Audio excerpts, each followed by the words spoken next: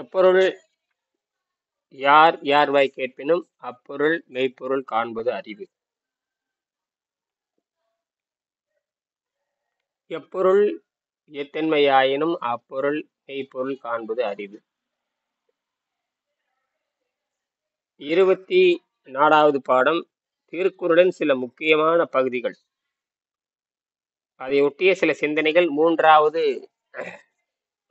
தொகுப்பு 156 158 158 24வது பாடம் திருக்குறளின் சில முக்கிய பகுதிகளின் சுருக்கமும் அதனை ஒட்டிய சிந்தனைகளும்.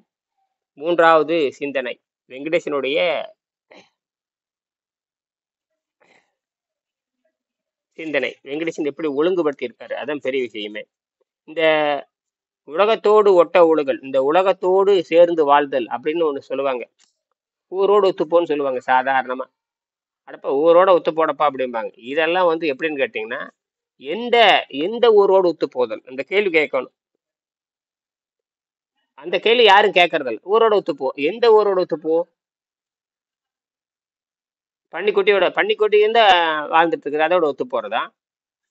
இல்ல நல்லவர்கள் இருக்கிறான். யார் நல்லவர்கள் உலகத்துல? நல்லவன் யாராவது சொல்லுங்கள் பார்க்கலாம். தவ வாழ்க்கை வாழ்ந்து பசி தாக்கத்தை கட்டுப்படுத்தி மீண்டும் பசி வராம அவன் தனிமையில இருந்து வாழ்கின்றவன் தான் நல்லவன். அவனை போய் தான் நம்ம சந்திக்கணும். அதனாலதான் வள்ளலார் தனித்திருன்னு சொன்னாரு. யாருக்குமே புரியல.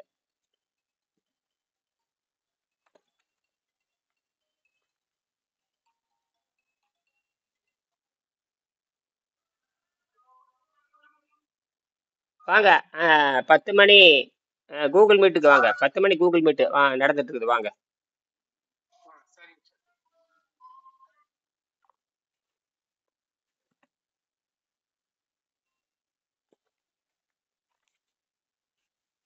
பத்து மணி கூகுள் மீட். சரி சரி.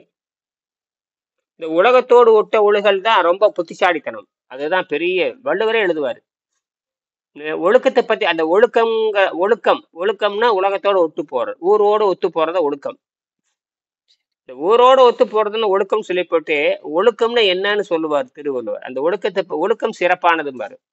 ஒழுக்கம் மேன்மை தரும்பார். ஒழுக்கம் விழுப்பம் தரலன், ஒழுக்கம் மேன்மை தரும் சொல்லிட்டே போவார். ஆனால் எது ஒழுக்கம்னு சொல்லவே மாட்டார் திருவள்ளுவர். கடைசியில ஊரோட ஒத்து போறது ஒழுக்கம் பாரு. ஆனா ஒழுக்கத்தை பத்தி வள்ளுவர் எங்கேயும் சொல்லவே மாட்டார். அது ஏன்னு அந்த ஏன் சொல்லல அப்படிங்கிறதுக்கு அந்த குறளை முழுமையாக ஆராய்ச்சி பண்ணாதான் தெரியும்.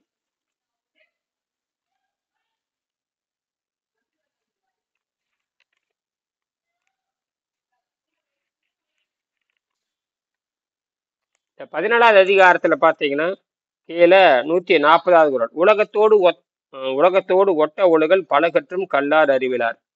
ஒழுக்கம் விழுப்பம் தரலான் சொல்லிட்டு, ஒழுக்கம் விழுப்பம் தரலான் உயிரினும் ஓம்பப்படும். பரிந்தோம்பி காக்க ஒழுக்கம் தெரிந்து ஓம்பி தேரினும் மக்திய துணை. ஒழுக்கம் உடைமை குடிமை இழுக்கம் இயன்ற பிறப்பாய் விடும் சொல்லிட்டே இருப்பாரு. மரப்பினும் ஓத்து குழலாக்கும் பார்ப்பான் பிறப்படுக்கும் குன்றக்கெடும். மறந்ததை கூட நம்ம படிச்சு நினைவிருக்கலாம். மறந்ததை கூட ஒரு கலையை மறந்துருக்கலாம், படிச்சிருப்போம் கத்திருப்போம் மறந்துருக்கலாம். அதை கூட மறுபடியும் நினைவுபடுத்தி மீண்டும் அதை நம்ம என்ன பண்ணலாம், அது ஒழுங்கு கொண்டு வந்துடலாம். ஆனால் ஒழுக்கம் தவறிவிட்டால் ஒண்ணுமே முடியாது. அப்ப நாம உணவு ஒழுக்கம் தவறிட்டா ஒண்ணுமே பண்ண முடியாது. நீங்க படிச்சது கூட நினைவுபடுத்தலாம். ஒரு பணம் ஒழுக்கத்திலேயே முதல் ஒழுக்கம் உணவு ஒழுக்கம்ங்கிறீங்களா? ஆமா, உணவு ஒழுக்கம் தான் தப்பா போச்சு.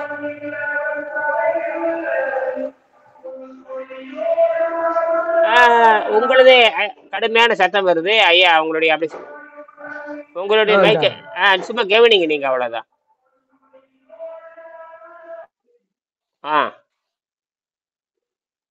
ஆக இந்த அதுதான் வேற என்ன இருக்க முடியும் உலகத்துல? உணவு ஒழுக்கம் கெட்டு போனதான நோய் வருது, மரணமே வருது, கொடூர மரணம் வருது. தண்டனை எப்படி கொடுக்குறாங்க பாருங்க. தின்னு அழுகி போன கை எடுத்துறாங்க, கால் எடுத்துறாங்க. அதெல்லாம் என்னது? அதெல்லாம் என்ன? தண்டனை தானே. கடுமையான அறுவை சிகிச்சை பண்றாங்க, தண்டனை தானே. எந்த விலங்குகள் அப்படி பண்ணுது? நமக்கு தான் இவ்வளவு கொடூர தண்டனை. அப்ப அவங்க அந்த தண்டனைங்கிறது உயிர் எடுக்கிறதுக்கு தானே. கால் எடுத்துட்டாவே அடுத்தது உயிர் போகுதுன்னு அர்த்தம். உள்ள அறுவை சிகிச்சை பண்ணிட்டாவே நீ ஒழுக்கம் இல்லைன்னு அர்த்தம். உள்ள அறுவை சிகிச்சை நல்லா இருக்கிற உடம்பு ஏங்க நல்லா நல்லா தானே பிறந்த 99.99 நல்லா தான் பிறக்கிறாங்க. அப்படியே இப்படி எல்லாம் அழுகி போய் கொடூரமா அப்படின்னா உணவுகளுக்கு அப்ப உலகத்துல உணவுகளுக்கும் இல்லாதவனே எல்லாரும் உணவுகளுக்கு இல்லாதவன் தான். நம்ம மட்டும்தான் உணவுலகத்தை நோக்கி போறோம். பிச்சை எடுத்து வாழாம வாழ்றோம். இயற்கை சக்தியில வாழறதை விட்டு போட்டு, அதாவது இயற்கையா இருக்கிற ஆற்றலை விட்டு போட்டு, இயற்கையா இருக்கிற சூரிய வெளிச்சத்தை விட்டு போட்டு, வெளியே வந்து விளக்கு போடுற மாதிரி இயற்கையா இருக்கிற சூரிய வெளிச்சம் விட்டுட்டு விளக்கு பிடிச்சிட்டு போறான் பாரு அப்படிங்கிற மாதிரி. அது ஆடம்பரம். வெளிச்சத்துல போறதை விட்டு அப்போ இயற்கையாக இருக்கிற ஒழுக்கத்தை நீங்க பின்பற்றல.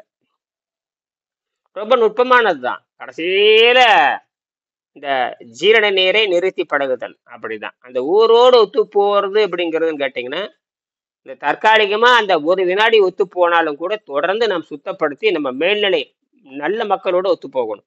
இந்த மக்களோடும் போற மாதிரி இருக்கணும். மீண்டும் சுத்தப்படுத்திட்டு அந்த மேன்மக்கள் சபயோகிகள் என்ன பண்ணாங்களோ 7ஆம் அறிவு, அதாவது ஆகாரத்தை நிறுத்தி பழகுதல், ஜீரண நீரை நிறுத்தி ஆகாரத்தை நிறுத்துறது இல்லை, ஜீரண நீரை நிறுத்தி பழகுதல்ங்கிறது 7ஆம் அறிவு.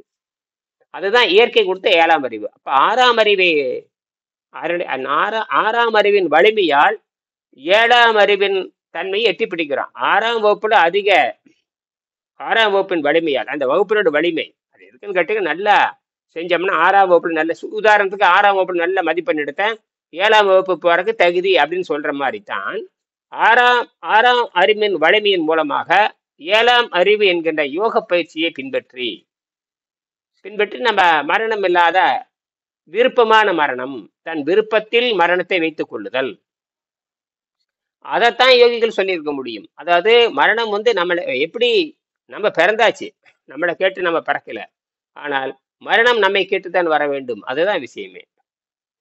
பசிதாக நம்மளை கேட்டுதான் எடுக்கணும், பசி நம்மளை கேட்டுதான் எடுக்கணும், தண்ணி நம்மளை தான் கேட்டுதான் எடுக்கணும், எல்லாம் நம்மளுடைய கண்ட்ரோல்ல வரணும். அப்ப இயற்கை என்பது சக்தி எங்க வேணாலும் வச்சிருக்குது. அது கண்ணுக்கு தெரியாத ஆற்றலா இருக்கு. இவன் என்ன பண்ணிட்டான், கண்ணுக்கு தெரியாத ஆற்றல் தவறான முறையில புரிஞ்சுக்கிட்டு, யாரு வெள்ளைக்காரர்கள் தவறான முறையில புரிஞ்சுக்கிட்டு அது உள்ள போய் நல்லதெல்லாம் செய்யும் பொய்யா எழுதி வச்சுட்டானுங்க. அது வேற. இந்திய சித்தாந்தத்துல இந்த இயற்கை மருத்துவத்தை பேசுறோம் பூரா, இந்த சித்த மருத்துவம் பேசுறோம் பூரா, அது தாதுவா மாறுது, மயிரா மாறுது, மட்டையா மாறுது, மூக்கா மாறுது, மயிரா மாறுது, கண்ணா மாறுது, தாதுவா மாறுது, அத்தனையும் போய் உளுத்து போன போய் எத்தனையும் நிரூபிக்கணும். அதெல்லாம் எவன் நிரூபிச்சிருக்கிறான்? பொண்டாட்டிக்கு சக்கரை நோய் வந்திருக்குது, தாதா மாறுதல் கொடுக்க, பொண்டாட்டிக்கு பாலும் நெய்யும் நல்ல பொங்கலும் கொடுத்து சக்கரை நோய் பொண்டாட்டி காப்பாற்ற வேண்டியது. எந்த இயற்கைவாதியாவது பொண்டாட்டி காப்பாத்திருக்கானா? இல்ல பொண்டாட்டிக்கு தனக்கு வந்த நோய் எவனாச்சும் குணமாக்கி இருக்கீங்களா? இல்ல அதுக்கு தர 100 பேத்துக்கு கொடுக்கணும். 100 பேத்துக்கு கொடுத்தா 100 பேத்துக்கு சரியா வரணும். 100 பேத்துக்கு கொடுத்தா 100 பேத்துக்கு சரியா வரணும். அது இந்த மருத்துவத்துல தான் 100 பேரும் சரியாபாங்க. இந்த மருத்துவத்துல தான் 100 பேருக்கு சரியாகும். இப்ப புரியுதான்னு கேக்குறேன். அதுதான் ஒரு மின்சாரத்தை யாரு போட்டாலும் எரியணும். டக்குனு பொத்தான தொட்டுனா 100, அது அறிந்த குழந்தை, அறியாத குழந்தை, தெரிஞ்ச குழந்தை, தெரியாத குழந்தை, யாரு போட்டாலும் விளக்கு எரியணும். அதுதான் அறிவியல். அதுதான் அதான் அறிவியல்னா 100 விழுக்காடு சரியா இருக்கணும். காலையில இருந்து சாயங்காலம் வரைக்கும் அமைதியா இருந்து சாவு வரக்கூடாது. இதை வராது. காலையில சாயங்காலம் அமைதியா இருந்து அமைதியா இருந்திருக்கீங்க, ஒன்றும் வரல. அதுக்கான நாங்க ப்ராசஸ் பண்ணிக்கிட்டே இருக்கிறோம். அப்ப ஏன் மயக்கம் வரல, ஏன் கிறுகிறுப்பு வரல, ஏன் சோறு வரல? அதே ஒருவேளை இன்பான் யோகி எழுதி வச்சிருக்கான். எவனாச்சும் பேசுறானா தமிழ்நாட்டுல? ஒருவேளை இன்பான் யோகி மூச்சு விடுறது இல்ல. ஏடா தமிழ் தான் எழுதி வச்சிருக்குது. எல்லாம் தமிழ் பேசுறீங்களா, பேரு புடுங்கிக்கலாட்டா? எவனாச்சும் பேசுங்க. ஒருவேளை இன்பான் யோகி பேசு. இயற்கை உணவு அவன் பேசு. இயற்கை உணவை பார்த்து பேசுறவன் அவன் ஒருவேளை இன்பான் யோகி. என்ன ஒருவேளை இன்பான் என்ன உண்பான் எழுதி வச்சானா? பழம் சாப்பிடுன்னு எழுதி வச்சானா? ஒருவேளை உண்பான் யோகி தேங்காய் சாப்பிடு எழுதி வச்சானா? எல்லாமே நீ பாட்டு கற்பனை பண்ணி வச்சிருக்கிற. தேங்காய் சாப்பிடு, பழம் சாப்பிடு, முட்டாளுக்கு மாதிரி எழுதி வச்சிருக்கிற. நீங்க சொன்ன பிற்பாடுதே எனக்கே அர்த்தம் புரிஞ்சுது. ஒருவேளை சாப்பிட்டாலும் சாப்பிடுவாங்க, சாப்பிடாம இருந்தாலும் இருப்பாங்க. நீங்க சொன்ன பிற்பாடுதே எனக்கே அதுக்கு அர்த்தமே புரிஞ்சுது. ஆமா, இவன் ஒருவேளை உண்பாடு. அப்ப ஒருவேளை பிரியாணி கூட திங்கலாம். மாட்டுக்கோழி வேலைக்கு ஒரு வேலைன்னு நினைச்சிட்டு இருந்தேன் நானும் கூட. 3 வேலையும் சேர்த்து சொன்ன பிற்பாடுதே ஆமாங்க விளக்கமே புரிஞ்சுது. அதுதான் இப்படித்தான். அப்ப உணவு நமக்கு பிரச்சனை இல்ல, சுத்தம் தான் பிரச்சனை. அப்ப நம்ம காற்றும் நீரும் தான் அடிப்படை. காற்றுல கொஞ்சோண்டு விஷம் சேர்ந்தா ஆள் இறந்துருவாங்க. காற்றுல அந்த விஷம் கொஞ்சம் சேர்ந்துன்னா இறந்துருவாங்க. வடநாட்டுல ஒரு இந்த வடநாட்டுல ஒரு உரை தொழிற்சாலையில ஒரு 25-30 வருஷம் முன்னாடி ஐயாக்குள்ள தெரியும். போபால் விஷவாயு, போபால் விஷவாயு. ஆமாங்க. பல ஆயிரம் பேர் செத்து போனாங்க. எப்படி செத்தானே தெரியல. கேஸை திறந்து விடு, என்னமோ ஆயிப்போச்சு. கேஸை திறந்து விட்டா உள்ள சுவாசம் பண்ணவங்க அத்தனை பேர் அப்படியே போனா. இது வரைக்கும் அது என்னன்னே தெரியல. எவனும் தண்டிக்கப்படவே இல்லை. எல்லாம் தப்பிச்சு ஓடிட்டு, ஒருத்தன் கூட தண்டிக்கப்படலை. எப்படி தண்டிக்க முடியும்? எவன் திறந்தா என்ன ஆனா ஒன்றும் தெரியாது. அப்ப எப்படி அந்த காற்றே விஷமாகி அவனுக்கு கொடுமையான நோய் வந்து இறந்தானோ, நாம சாப்பிடுற உணவு விஷமாகி தான் படுபயங்கரமான நோய் வருது. புற்றுநோய் வருது. எதனால புற்றுநோய் எதனால வருது? இந்த திங்கிற உணவு தான். அப்புறம் என்ன? செல்கள் கெட்டு போனதுனால அப்படி சொல்றாங்க ஐயா. செல்கள் ஏன் கெட்டுது? செல்கள் பிரச்சனைங்களாமா? செல்கள் ஏன் கெட்டு போகுது? அதுதாங்க. செல்கள் ஏன் கெட்டு போகுது? அதுக்கு பதில் இல்லைங்க. அவர் சொல்றாரு பாருங்க. பதில் இருக்குமா? சொல்லுங்க. எப்படி என்ன நம்ம அதாவது உடம்புல அந்த கழிவு இருக்குல்ல, நம்ம சாப்பிடுற உணவு கழிவுகள். ஐயா அது நம்மளுக்கு தெரியுதுங்க ஐயா. எதனால வந்ததுன்னு அவங்கள கேட்டா தெரியலன்னு சொல்றாங்க. மரபணு கோளாறு சொல்றாங்க. அவங்கள கேட்டா தெரியல. அவங்களுக்கு தெரியல. சரி, ஓகே. அப்ப நாம தெரியும், அவங்களுக்கு தெரியாது. நீ திங்கிற உணவு தாண்டான்னு சொல்லணும். அப்ப திங்கிற உணவு எது? அது தேங்காயா இருந்தாலும் கெடுக்கும், அது மாங்காயா இருந்தாலும் கெடுக்கும், அது வாழைப்பழம் இருந்தாலும் கெடுக்கும். இப்படி சொல்லணும். புரியுதா? ஐயா பக்கத்துல டிபிக்கெல்லாம் கறி சாப்பிட சொல்றாங்க ஐயா டாக்டருங்க. இப்ப ரீசெண்டா எங்களுக்கு தெரிஞ்சவங்க கறியா சாப்பிட சொல்றாங்க. அவங்களே சளி பிரச்சனையில இருக்காங்க. கறியா சாப்பிட சொல்றாங்க. என்னங்க ஐயா அக்குறமா இருக்குது. அது காட்டு மிராண்டிகள். உலகத்திலேயே அறிவே இல்லாத எம்பிபிஎஸ் டாக்டர்கள். அது எம்பிபிஎஸ் டாக்டர் இருந்தா, எம்டி டாக்டர் இருந்தா, எம்எஸ் டாக்டர். அடிப்படையே தப்பு. ஆகாரத்திற்கும் ஆரோக்கியத்துக்கும் சம்மந்தமே இல்லைன்னு விஞ்ஞானம் சொல்லுகிறது. இப்ப 2016 டாக்டர், ஜப்பான் டாக்டர், நோன்பு இருந்தால் புற்றுநோய் குணமாகுன்னு அவரே எழுதுறாரு. நோன்பு இருந்தால் புற்றுநோய் நோன்பு இருந்தால் புற்றுநோய் குணமாகுன்னு 2016 எழுதுறாரு. அப்ப இதெல்லாம் தெரியாமையே வளர்றானுங்க. யாரு? எந்த விஞ்ஞானிகளும் இதை பத்தி பேசுறது இல்லைன்னு அவனுக்கு அறிவே இல்லை. டாக்டர்களை படிக்கிறது இல்ல. டாக்டர் கிடையாது, அவனுக்கு கொலைகாரர்கள். என்னது? கொலைக்கறி வச்சிருக்காங்க. கொலைகாரர்கள். டாக்டர்கள் இல்ல, கொலைகாரர்கள். அவர்கள்லாம் டாக்டர்கள் கிடையாது. டாக்டர்னா சொல்லணும். டாக்டர்னா படிக்கிறது இல்ல, பணம் சம்பாதிக்க உட்காந்துருக்கிறான். வெளிநாட்டு டாக்டர்கள் தான் சிந்திக்கிறவன். இந்தியாவில் இருக்கிற எந்த டாக்டரும் சிந்திக்கிறதே கிடையாது. நம்ம பேரைங்களை டாக்டர் படிக்க வைக்கலாம்னு இருக்கேன். என்ன செய்யறது? கொலை செய்ய நிறைய பேர்த்த கொலை செய்ய சொல்லுங்க. இருக்காங்க எந்த நன்மையும் விளையாது. இருக்கிறது கொலை பண்ணுவானது தவிர எந்த நன்மையும் விளையாது. அடிப்படையே தப்பு. நான் இந்த இயற்கை மருத்துவம் இதுதான் படிக்கணும். எது? ஜீரண நேர் நிறுத்தி என்ன நோக்கம்? இந்த டாக்டர் படிக்க வச்சு யாருக்கா? நீங்க தான் நோயாளி. உங்களை நீங்கள் காப்பாத்துங்க. நீங்க பார்க்காத மருத்துவருங்க. அப்புறம் எல்லாரும் கொலைகாரங்க. அப்ப ஏன் இங்க வேணால? அப்ப இதைத்தான் படிக்க வைக்கணும். இதுதான் உண்மை. இதுதான் கல்வி. இங்க வெங்கடேசன் எழுதிட்டாரு இல்லையா? அப்ப இது வரைக்கும் தப்பான வழியில போக முடியாது. இப்ப நீங்க உங்களுக்கு தெரிஞ்ச நோய் நம்ம எங்க நோயை குணமாக்க முடியாதுன்னு எழுதியிருக்கும்போது எதுக்கு படிக்கிறீங்க? இந்த படிச்சா அறிவாளி ஆக முடியாதுன்னு எதுக்கு படிக்கிறீங்க? சரி, அதாவது எங்க சொந்தக்கார ஒருத்தர் இஎன்டி டாக்டர். அவருக்கு சைனஸ் பிரச்சனை.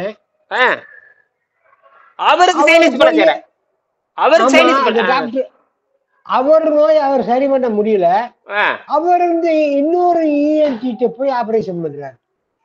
மானக்கேடு பழப்பு. டாக்டரே போய் இன்னொரு டாக்டர் என்ன நாயா? அப்ப இப்ப இதுதான் தெரிஞ்சு போச்சு. அப்ப பணம் சம்பாதிக்கிறதுக்காக என்னது? அவர் நோய் அவரே சரி பண்ண முடியல. இந்த வாத்தியார் கணக்கு தெரியாம இன்னொரு வாத்தியார் கணக்கு கேட்கறான். அப்ப இவ எப்படி இருப்பான் பாரு. இந்த வாத்தியாருக்கே கணக்கு தெரியல, இன்னொரு வாத்தியார் கணக்கு பாக்குற மாதிரி. இப்ப என்னன்னா இத்தனைக்கே மதுரையில பெரிய டாக்டர். அவரு பெரிய டாக்டர். அடேங்க அப்பா. ஆமா, காலக்கொடுமையா இருக்கு. காலக்கொடுமை. அப்போ நாம என்ன பண்ணோம்னா, இப்ப இதை நிரூபிக்கணுங்க. நாம எப்படியாவது நிரூபிப்போம். ஏதோ ஒரு யூனிவர்சிட்டியில இதுக்கு தான் போராடும். இப்ப இந்த புத்தகத்தை காட்டி காட்டி பேசுறேன்ல, நீங்க வேண்டாம் யாருக்கு வேணா அனுப்பலாம். நானே கோபிலுக்கு டாக்டருக்கு எல்லாம் கொடுத்துருக்கேன். கோபிலுக்கு எம்பிபிஎஸ் டாக்டருக்கு இப்ப கொடுத்தேன் போன மாசத்துல. டாக்டர் திருநாவுக்கரசன் ஒரு டாக்டர், அவரு வந்திருக்காரு. புதுசா வந்திருக்காரு டாக்டர் திருநாவுக்கரசன். அவரு எம்டின்னு நினைக்கிறார். அவருக்கு இந்த புத்தகத்தை கொடுத்து போட்டோ எடுத்திருக்கிறேன். போட்டோ எடுத்து அனுப்பிச்சிருக்கேன் பாருங்க. இந்த மாதிரி நிறைய கொடுத்தாச்சுங்க ஐயா. இது லேட் ஆகும். ஒண்ணும் இல்லப்பா, கே சுப்பிரமணியன் இந்த புத்தகத்தை வாங்கி விற்ற மாதிரி எல்லாரும் வாங்கி அந்தந்த இயற்கைவாதிகள் இந்த புத்தகத்தை வாங்கி அவங்க விற்கணும். வாங்கி வீங்க. இது பொது வழியில் இருக்குது. கடையில பிரிண்ட் அடிக்கிறாங்க. புத்தகம் என்றது கிடையாது. நீ வாங்கி வித்துட்டு போக வேண்டியதானே. புரியுதா? அந்த மாதிரி தான் நாம இதை செய்யணும். நோயற்ற வாழ்வே நோயற்ற வாழ்வே சரவணன் யார புதுசா வர. வணக்கம். வாங்க வாங்க. சரி, உலகத்தோடு ஒட்ட ஒழுகல் பல கற்றும். இங்கதான் எந்த உலகத்தோடு ஒற்றால். இப்ப நீங்க சொல்றீங்க எல்லாரும் படிக்கிறாங்க, நானும் படிக்க வைக்கிறேன். ஆனால் இந்த யோக மார்க்கத்தை சம்பந்தமான இந்த கல்வியை தேர்ந்தெடுத்துதான் படிக்க வைக்கணும். அதான் விஷயம். அதனாலதான் என் பொண்ணை நான் உள்ள நுழைக்கிறேன். என் பொண்ணை நாம சாதாரண ஒரு வேலைக்கு போன்னு சொல்லிட வேண்டியதானே. எல்லாரும் அந்த கல்வி இங்க இல்லையே, நம்ம என்ன செய்யறது?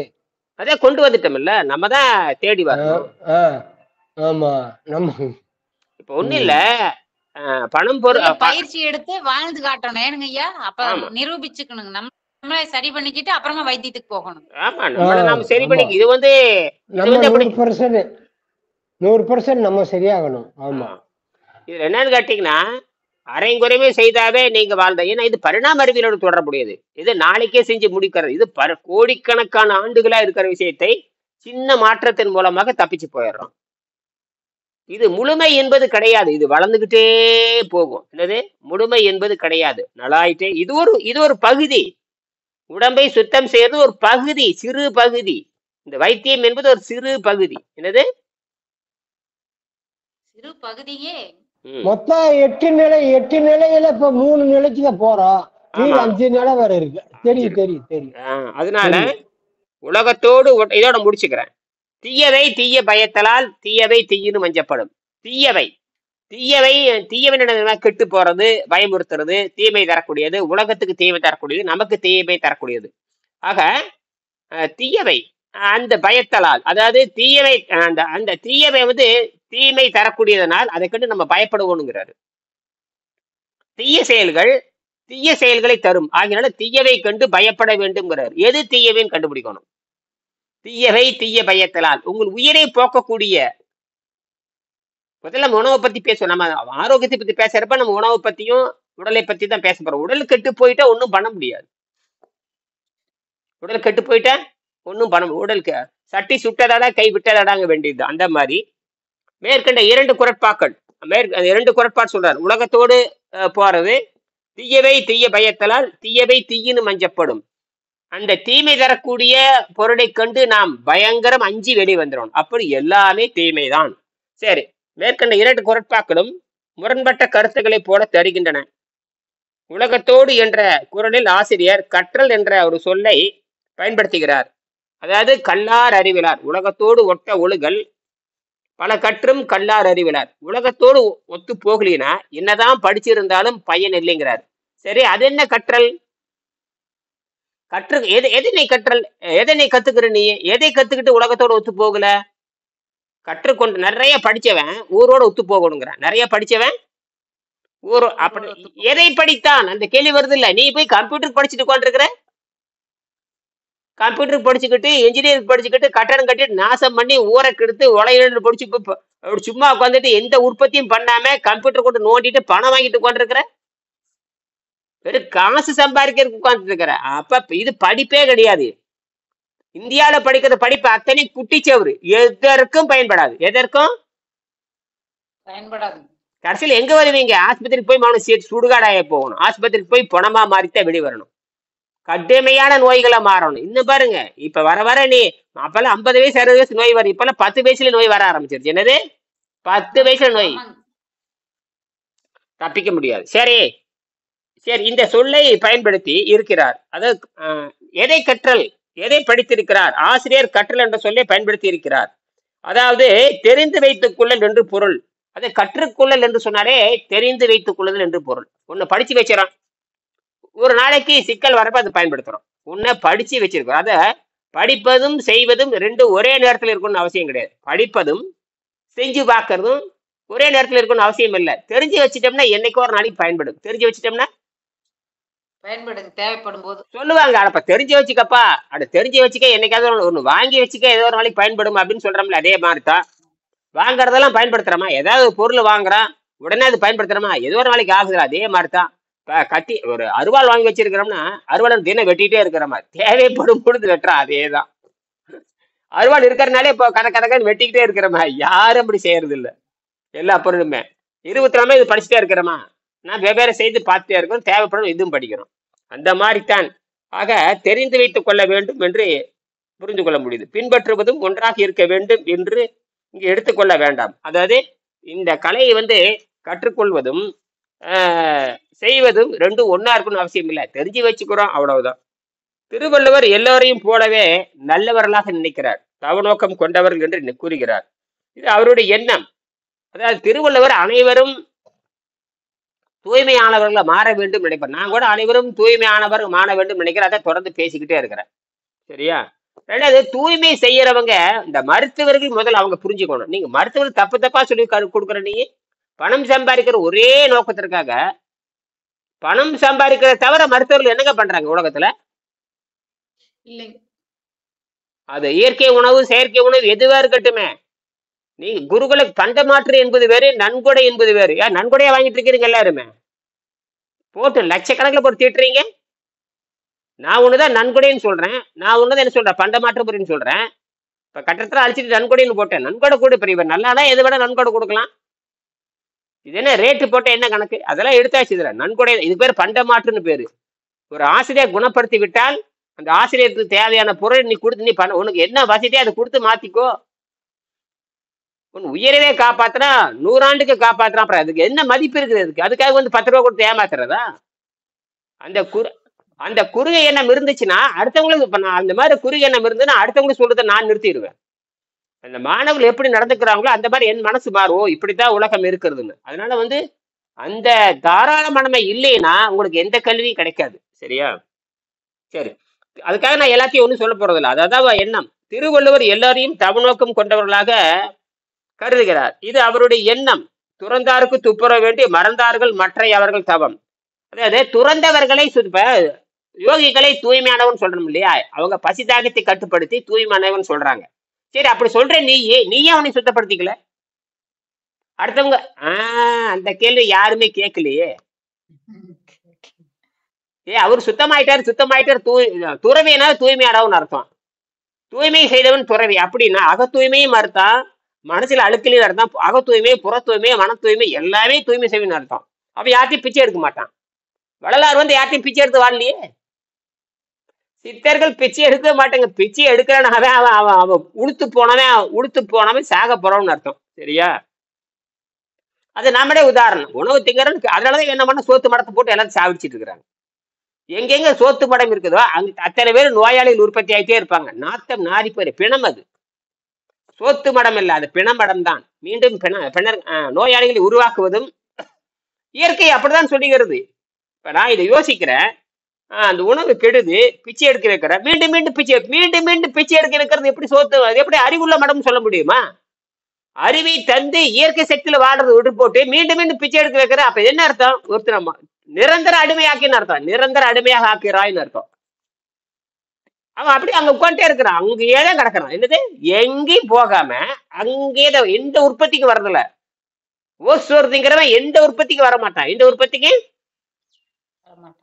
கொடுக்குறவனும் உற்பத்திக்கு போறது இல்லைங்க. இவன் பணத்தை வாங்கிட்டு எங்கேயே வாங்கி போட்டிருக்கானுங்க. பணத்தை வாங்கிக்க வேண்டியது, 4 பணத்துக்கு கொடுக்க வேண்டியது. எங்க விவசாய கோமாளிகிட்ட வாங்க வேண்டியது. இந்த கோமாளிகிட்ட வாங்கி இருக்கிற கோமாளி. இந்த விவசாய மாதிரி ஒரு கோமாளி எவனும் கிடையாது. நீ உனக்கு மட்டும் வச்சுக்கடா. ஏன்டா அடுத்து ஒண்ணு கொடுக்குற? வேலை கட்டுப்படி ஆகுறீங்களா? என்ன எதுக்கு வேலை கட்டுப்பாங்களா? நீ ஏன் 10 ஏக்கரா போடுற? ஒரு 1/4 ஏக்கரா ஒரு ஏக்கரா பூமி இருந்ததுன்னா 4ஆ பிரிச்சுக்கோ, 5ஆ பிரிச்சுக்கோ. போட்டுறது ஒண்ணா வாழையா போட்டுறது அல்லது தென்னை மரமா போட்டுறது. அப்போ உனக்கு ஆசை வந்துருச்சு. உனக்கு ஆசைங்க. ஆசையில நாசமா போக வேண்டியது. விவசாயம் என்பது வாழ்றதுக்கே தவிர விவசாயம் என்பது பணம் சம்பாதிக்கிறதுக்கு அல்ல. என்னது இன்னைக்கு விவசாயத்தை பணம் சம்பாதிக்கிற மாதிரி மாத்துறாங்க. சாத்தியமே இல்லை. எவன் நெக்குன்னு பூமியில இருந்து தண்ணி உறிஞ்சி உறிஞ்சி விவசாயம் பண்றானோ அத்தனை பேர் நட்டத்துல தான் போய் நிற்பான். அத்தனை பேர் நட்டம். அத்தனை பேரு ஒருத்தன் கூட லாபம் சம்பாதிக்க முடியாது. நானும் ஒரு ஏக்கரை நோண்டி பார்த்தேன். ஒரு லாபம் வரல. லாபம் அது மானாவரியில தானா முளைக்குது பாருங்க. வேப்ப மரம் எல்லா மரம் தானா முளைச்சு வளர்ந்து பாருங்க. நகா மரம், புளிய மரம் இதெல்லாம் அப்படியே வருஷத்துக்கு ஒருக்க காய்க்குது. எல்லாமே காய்ச்சி கொட்டுது கரெக்டா அந்த பருவத்துல. அதை எடுத்து காசு பண்ணி வச்சுட்டு போறது விட்டு போட்டு காய விளைச்சு அதை ஒன்றும் தேவையில்லை. எப்ப நீ பணக்காரி ஆகிறது? விவசாயம் பண்ணி எப்ப நீ பணக்காரர் ஆகுது? எப்ப கடன் கட்டுறது? நட்டம்தான். விவசாயம் பண்ணி பணக்காரர் ஆகவே முடியாது. பணத்தை திருடிட்டு பூமி வாங்கலாமே தவிர பூமி வச்சுட்டு பூமி வாங்க முடியாது. திருடி பணத்தை வாங்கிட்டு பூமி வாங்கலாமே தவிர இந்த 1 ஏக்கரை பூமி வாங்கிட்டு இந்த பூமியில இருந்து சம்பாரிச்சு இன்னொரு பூமி வாங்கவே முடியாது. என்னது முடியாது. இதெல்லாம் யாரு முடியாது. யாரு வேலைக்கு முடியாதுங்க. 1 கோடிக்கு போகுதுங்க. ஏக்கரை 1 கோடிங்க. எப்ப விவசாயத்துல சம்பாரிச்சு 1 கோடி சம்பாரிச்சு எப்ப பூமி வாங்குறதுங்க? 1 ஏக்கரை வாங்குறது அதெல்லாம் சாத்தியமே இல்லை. இதுல இருந்து தெரிஞ்சுக்குங்க. அப்ப பூமி என்பது பூமி நம்மள இயற்கை நம்மள பூமியில தான் போட்டுருச்சு. பூமியில தான் போட்டுருக்குது. பல கோடி ஆண்டு போட்டு நம்மளை வளர்த்துக்கிட்டே வருது. நம்ம தப்பு கணக்கு போட்டோம். நம்ம தப்பு கணக்கு போட்டு பூமி நமக்கு பணம் சம்பாரிச்சு கொடுக்குன்னு நினைக்கிறாங்க. அது அடிப்படையே தப்பு. ஏன்னா பூமி பணம் சம்பாதிக்கிறதுக்கே பூமி உண்டாச்சு. இயற்கை நம்மள பெத்து போட்டு இங்க போயிடுச்சு. இயற்கை தான் நம்மளை பெத்து போடுச்சு. அதுக்கு அம்மா அப்பாங்கிற ஒரு போஸ்ட் மாஸ்டர் கொடுக்குறாங்க. அம்மா அப்பான்னு ஒரு அடையாளத்தை கொடுத்து அது மூலம் மொத்தத்துல இயற்கை தான் பெத்து போடுது. யார் நம்மளை பெத்து போடுது? இயற்கை தாங்க பெத்து போடுது. அதுக்கு 2 பேர் வேணும். அதுக்கு 2 சாட்சி வேணும். எந்த சாட்சி? அம்மார ஒரு சாட்சி, அப்பாவோட ஒரு சாட்சி. இந்த 2 சாட்சியை வச்சுக்கிட்டு இயற்கை மேல விளையாடுது. அப்ப உள்ளபடி இயற்கையை புரிஞ்சுக்கிட்டோம்னா சைபர் தான் எல்லாமே. சைபர் நோக்கி நீ போயாக்கணும். எல்லாத்துலயும் சைபர்ல போகணும். அப்படி சைபர் நோக்கி போனீங்கன்னா மட்டும்தான் உங்க அந்த சைபர்ங்கிறது பூரணம், முழுமையேன்னு அர்த்தம். சைபருங்கிறது நாம பணம் சம்பாதிக்கிறது 1000 வழி இருக்குதுங்க. அது இப்படித்தான் பணம் சம்பாதிக்க வழி இருக்கா? நான் கூட ஒரு நன்கொடை போட்டிருக்கேன். நீங்க பணம் கொடுத்தீங்க, 6 லட்சம் பணம் கொடுத்தீங்க. அவர் 6 லட்சம் கொடுத்துருக்காரு. இப்ப 5 லட்சம் நன்கொடை வச்சு என்னுடைய பள்ளிக்கூடத்துல சேரணும்னா ரேட்டு வச்சு நான் ஒரு கட்டணம் இன்னைக்கு கூட சொல்லியிருக்கேன். என்னுடைய பள்ளிக்கூடத்துல நீ சேரணும்னா புத்தகம் பொதுவா இருக்குது, நீங்க வாங்கி படிச்சுக்கங்க. இனியும் கிட்ட இருந்து சேரணும்னா இவ்வளவு நன்கொடை கொடுத்தா வரலாம், இல்லாட்டா நீ போய் படிச்சுக்கோ. புத்தகம் திறந்தபடியா இருக்குது. சந்தையில கிடைக்குது. புத்தகம் சந்தையில கிடைக்குது. வாங்கி படிச்சுட்டு செஞ்சுட்டு இருக்க வேண்டியதா? அதே இனியன்ட்டு வர்ற இனியனுடைய விருப்பம் அது. நான் என்னுடைய சூழலுக்கு தகுந்த மாதிரி நன்கொடை கேட்பேன். எனக்கு ஒரு சூழல் இருக்கு இல்லையா? அந்த நன்கொடை கேட்பேன். அது கொடுத்தா செய்ய, இல்லாட்டி இந்த புத்தகத்தை விருப்பம் அந்த புத்தகத்துல வாங்கி படிச்சு செஞ்சுட்டு போ. சந்தைக்கடையில கிடைக்குது. சந்தைக்கடையில கிடைக்கிற பொருளுக்கு யாரு அது புத்தகத்தை மட்டும் படிச்சா முடியாது சார். அது தெரியுது இல்ல. குருகள் வந்து நம்ம குரு ஒரு குரு இல்லாம ஜெயிக்க முடியாது. எவ்வளவு கஷ்டம் தெரியுது இல்லையா? தெரியும் எவ்வளவு கஷ்டம். இப்ப நம்ம இந்த சாதாரண உணவு போட்டு சிக்கிக்கிட்டோம். குடலை சுத்தம் பண்ணானே எங்க போய் சுத்தம் பண்றது? ஆர்கிட்ட போய் எங்கேயும் ஒண்ணும் முடியாது. எங்க பண்றது? தலையில அழுக்க கண்டுபிடிக்கிறது யாரு? அழுக்கு அதெல்லாம் எங்க போய் ஆறு நம்மளுக்கு ஒரு புத்தகத்துல படிச்ச ஜெயிக்க முடியாது. சரி, ஜெயிக்க முடியாது. சரி, மனித சமுதாயம் இதோட முடிச்சுக்க போறேன், நேரமாச்சு. மனித சமுதாயம் நன்றாக இருக்க வேண்டும், அதன் மூலம் நாமும் நன்றாக இருக்க வேண்டும் என்பதே நமது கொள்கையாக இருக்க முடியும். இதற்கு மனித சமுதாயம் விண்வெளிக்கு போய் ஆக்கிரமித்து அதில் பெருக வேண்டும். குடும்ப கட்டுப்பாடு நீங்கும். இப்ப யாரை பார்த்தாலும் குடும்ப கட்டுப்பாடு பண்ணிக்கிறாங்க. ஆனால் விண்வெளி பாருங்க, விண்வெளியில போய் இப்ப விண்வெளிக்கு போறது எல்லாம் ரெடியா இருக்காங்க. அந்த விண்வெளி ஆராய்ச்சி பண்ணிட்டே இருக்காங்க. மனித குலத்தை கொண்டுட்டு போறதுக்கு முயற்சி பண்றாங்க. அதுக்கு இதுதான் பயன்படும். அங்க போய் இனப்பெருக்கம் பண்ணலாம், இனப்பெருக்கம் பண்ணிக்கிட்டே இருக்கலாம். இந்த மனித குலம் அழியவே கூடாது. அதனால இயற்கை என்ன பண்ணுதுன்னா, இத்தனை போர் வந்தாலுமே, இத்தனை சண்டை நடந்தா நீங்க 800 கோடி தாண்டி போயிட்டு இருக்குது. இனப்பெருக்கம் பெருகிட்டே ஆகாரம் தின்னானா ஆகாரம் திங்காட்டி என்ன போனா என்ன இனப்பெருக்கம் நடந்துகிட்டே இருக்குது. இனப்பெருக்கம் நடந்துட்டே இருக்குது. யாராவது இனப்பெருக்கம் வேண்டாம்னு சொல்றோமா? இல்லை. அப்ப அப்ப இயற்கையின் நோக்கம் இனப்பெருக்கம். அது. அதனாலதான் இயற்கை என்ன பண்ணுச்சுன்னா, எவனுடைய உடம்புலையும் விவசாயம் பண்ணு அப்படின்னு செய்தியே இருக்காது. அப்ப விவசாயம் என்பது செயற்கை, இயற்கையில கிடையாது. அப்ப குழந்தைகளை காப்பாற்றுவதற்காகத்தான் கீரை. கீரை மட்டும் கொடுத்துட்டு வந்தா போதுமானது. ஒண்ணு இல்லைங்க, கீரை மட்டும் தண்ணீர் கீரை மட்டும் சாப்பிட்டுவாங்க, அப்படியே உடம்பு அப்படியே பவுன் மாதிரி மாறிடும். பவுன்னா உள்ள இருக்கிறது பூரா அந்த ராஜாம்சமா மாறிடும். அதுதான் உண்மை. அந்த கடைசி ஏழைக்கு தகுந்தது கீரை, ஏழைக்கு தகுந்த கீரை. அது ரொம்ப மலிவு. ஆனால் அதுக்கப்புறம் போக போகப்ப அது பணம், அந்த பணம் சம்பாதிக்கிறது வேற மாதிரி எல்லாம் மாறுது. இங்க கீரை எங்க பார்த்த ஒரு மரம் பூரா முருங்கை கீரை இருக்குது. முருங்கைக்காய் வந்து சில நாட்கள் தான் முருங்கைக்காய் காய்க்குது. ஆனா கீரை எப்பவுமே இருக்குதே. ஆமாங்க. யோசிச்சு 10 மாசம் 11 மாசம் கீரை கிடைச்சிட்டு தான் இருக்குது முருங்கை மரத்துல. அது சாப்பிடக்கூடியது. அது இதேதான், இதுதான் புத்திசாலித்தனம். அப்போ எது கிடைக்குதோ அதை வச்சு தப்பிச்சுக்கணும். அப்ப மற்றதெல்லாம் நம்ம சும்மா காளான் சாப்பிடு, அது சாப்பிடு, இது சாப்பிடுன்னு சொல்றதெல்லாம் கூடுதலா சொல்றது. இந்த கீரை என்பது எப்பவுமே மலிவாக இருக்கக்கூடியது. அது உடம்பை சுத்தம் நார் சத்து அதிகமா இருக்கிறது. உடம்பு சுத்தமா முடிச்சுக்கிறேன். ஆகையினால ஆஹ் தவ வாழ்க்கை மூலம் இதோட முடிச்சு போறேன். தவ வாழ்க்கை மூலம் நமது தேவைகளை குறைத்துக் கொள்ள வேண்டும். தவ வாழ்க்கை மூலம் நமது தேவைகளை குறைத்துக் கொள்ள வேண்டும். நீதிமன்றங்கள் குறையும். யோக வாழ்க்கை மூலம் நமது பரிணாம வளர்ச்சியை வேகப்படுத்த வேண்டும். வைத்தியசாலைகள் குறையும். மீண்டும் சந்திப்போம். நன்றி. வைத்தியசாலைகள் குறையும். நன்றி.